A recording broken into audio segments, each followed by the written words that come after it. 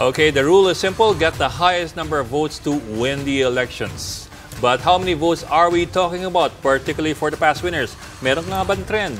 Are survey results really enough to project the outcome? Carlo Pamintuan will walk us through all of that. Carlo.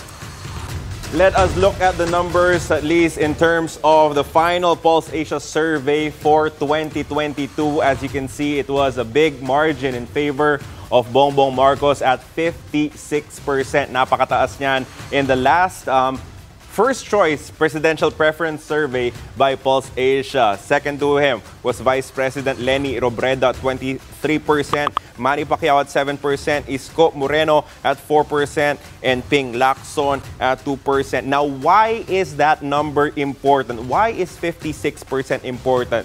Let's now take a look at the last results ng ating mga presidential elections from way back in 1969. As we can see, 40% has been more or less enough to win the elections in the past 4 editions of the Philippine presidential elections.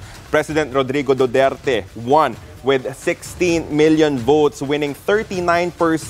Pumapangalawa sa kanya si Mar Rojas with 9.9 million. In 2010, President Benigno Aquino III won with 15 million votes, edging out Joseph Estrada, former president as well, winning with 9.4 million votes. Gloria Macapagal Arroyo won with 12.9 million votes for about 40% right on the dot, beating Fernando Poe Jr., who finished with 11.7 million votes. And then Joseph Estrada, when he first campaigned for the presidency, won it with 39.86%, edging out Jose de Venecia, who only finished with 4.2 million. Pero yung numerong pinakita natin kanina, about 57%, it all becomes rather interesting when we see the last time that a Marcos dominated the presidential elections. It was Ferdinand Marcos back in 1969, where he won 61.47% of the votes. A majority president with 61%, 5 million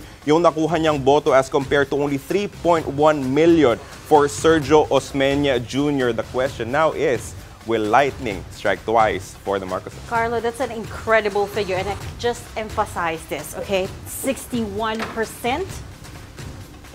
And the surveys, well, we had a survey graphic earlier. Wala, none of them even came close to a majority. And if the surveys are correct this time around, it would have been 53 years since we had another president who won by majority, and it's going to be potentially another Marcos. Again. Although what I think is also significant with 1969 was that we had a two-party system at that time. So yung boto mo talaga ay hati lamang sa dalawang partido versus yung multi-party system where you now have a mas varied yung choices ng mga tao.